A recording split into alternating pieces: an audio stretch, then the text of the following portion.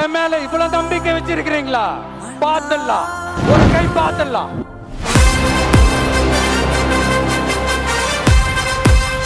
TV கேடா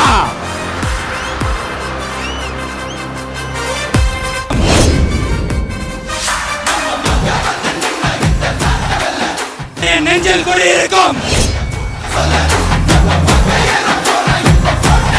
தூய சக்தி TV கேவுக்கும் தீய சக்தி டிஎம்கேவுக்கும் தான் போட்டியே.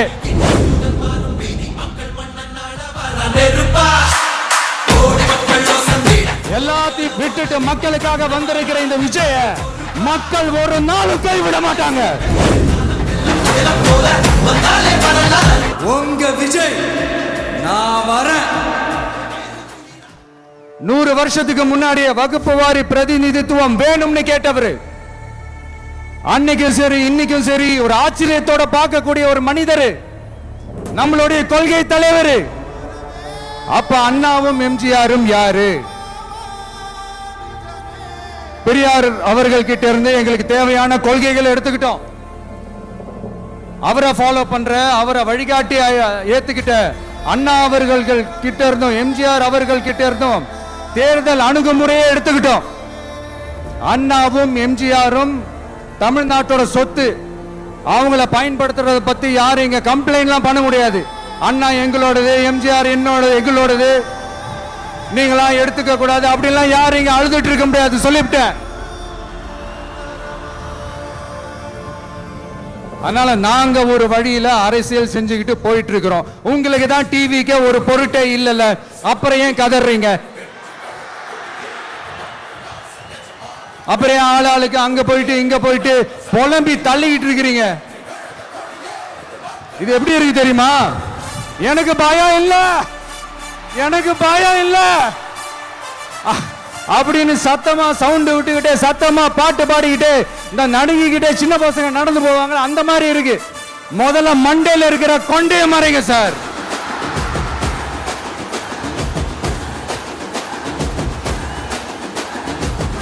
ஆனா அவர் பேரை சொல்லிக்கிட்டு,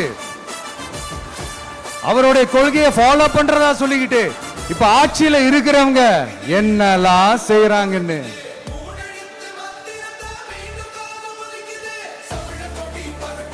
அதனாலதான் சொல்றோம், பெரியார் பேரை சொல்லிக்கிட்டு தயவு செஞ்சு கொள்ளையடிக்காதீங்கயா, தயவு செஞ்சு கொள்ளையடிக்காதீங்க. அவரு பேரை சொல்லிக்கிட்டு பெரியார் பேரை சொல்லி கொள்ளையடிக்கிற இவங்க தான் நம்மளுடைய அரசியல் எதிரி. மக்களை நீங்க சொல்லுங்க, நம்மளுடைய அரசியல் எதிரி யாரு? நம்மளுடைய கொள்கை எதிரி யாரு? ரிப்பீட், நம்மளுடைய அரசியல் எதிரி யாரு? நம்மளுடைய கொள்கை எதிரி யாரு? உங்களுக்கு புரியுதுல்ல? எனக்கு அது போதும்யா, எனக்கு வேற எதுவுமே தேவையில்லை. எதிரிகள் யாருன்னு சொல்லிட்டு களத்துக்கு வந்திருக்கிறோம், அதனால அவங்கள மட்டும் தான் எதிர்ப்போம். அதுவும் அந்த எதிரிகள் யாரு இப்போ இங்க 2026 சட்டமன்ற தேர்தலில் களத்துல இருக்கிறாங்களோ அவங்கள மட்டும் தான் எதிர்ப்போம். சும்மா களத்திலே இல்லாதவங்களையும், களத்துக்கும் அவங்களுக்கும் சம்பந்தமே இல்லாதவங்களையும் எதிர்க்கிற ஐடியாலாம் இல்ல பாஸ். நீங்க கேட்கிறீங்கன்றதுக்காக எதிர்த்துட்டு இருக்க முடியாது பாஸ். எங்களுக்கு நிறைய வேலை இருக்குது. இதுல வேற பெருமையா மாடல் அரசு மாடல் அரசுங்கிறது இல்ல. நான் கேட்கிறேன், கூச்சமா இல்ல? இதெல்லாம் கேட்டா அப்படியே நம்ம பக்கம் யூட்டர்ன் அடிச்சு வந்துருவாங்க. விஜய் என்ன அரசியல பேச மாட்டேன்றாரு, விஜய் என்ன சினிமா டயலாக் மாதிரி பேசுறாரு, விஜய் என்ன பஞ்ச் டயலாக் பேசுறாரு, விஜய் என்ன 10 நிமிஷம் தான் பேசுறாரு, 9 நிமிஷம் தான் பேசுறாரு. நான் எத்தனை நிமிஷம் பேசினா உங்களுக்கு என்ன சார்? நான் எப்படி பேசினா உங்களுக்கு என்ன சார்? உள்ள விஷயம் என்னன்னு பாருங்க சார். ஒவ்வொரு மாவட்டத்துக்கும் போய் மக்கள் ஃபேஸ் பண்ற பிரச்சனைகளை எடுத்து பேசிட்டு இருக்கிறேன். பின்ன அது அரசியல் இல்லாம வேற எதுதான் அரசியல்? உங்களை மாதிரி தனிப்பட்ட முறையில தரக்குறைவா அசிங்கமா பேசுறதுதான் அரசியல்னா அந்த அரசியல் நமக்கு வராது. வராதுன்னா நல்லாவே வரும். உங்களை விட எனக்கு அது நல்லாவே வரும். வேணான்னு விட்டு வச்சிருக்கிறோம். அப்புறம் உங்களுக்கு நமக்கு என்ன வித்தியாசம்? நம்ம ஆட்சிக்கு வந்த உடனே என்னெல்லாம் செய்ய போறோம்ன்றது சிலது சொன்னோம், அதையெல்லாம் தப்பா புரிஞ்சுக்கிட்டு இப்போ சொல்றேன், விளக்கமா சொல்றேன், நான் சலுகைகளுக்கு எதிரானவன் கிடையாது. மக்களுக்கான சலுகைகளை இலவசம்னு சொல்லி அசிங்கப்படுத்துறதுல எனக்கு உடன்பாடு கிடையாது. மக்கள் காசுல மக்களுக்கு செய்யறதை எப்படி இலவசம்னு சொல்லுவீங்க? அப்படியே செஞ்சிட்டாலும் ஓசில போறேன்னு சொல்லி அசிங்கப்படுத்துறீங்க. என்ன கேட்கறதுக்கு ஆள் இல்லைன்னு நினைச்சீங்களா? மக்களுக்கு ஒண்ணுன்னா இந்த விஜய் வந்து நிப்பா, இந்த விஜய் வந்து கேள்வி கேட்பா. இந்த விஜய் எப்பவுமே மக்கள் பக்கம் தான், அதே மாதிரி மக்களும் என் பக்கம் தான். இதுக்கான அந்த திட்டங்களை செயல்படுத்தணும். இதெல்லாம் செஞ்சாதான் அந்த அரசாங்கம் ஒரு நல்ல அரசாங்கம். இதைத்தான் சொல்றோம்.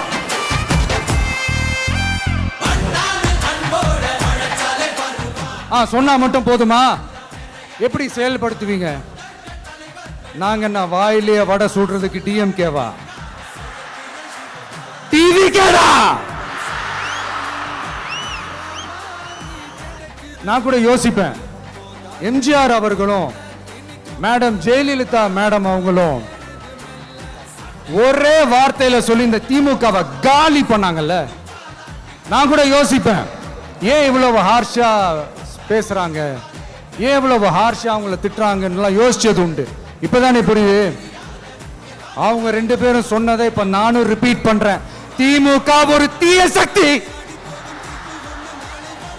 திமுக ஒரு தீய சக்தி, திமுக ஒரு தீய சக்தி, திமுக ஒரு தீய சக்தி, தீய சக்தி, தீய சக்தி, தீய சக்தி. என் நெஞ்சில் குடியிருக்கும் ஈரோடு மக்களே,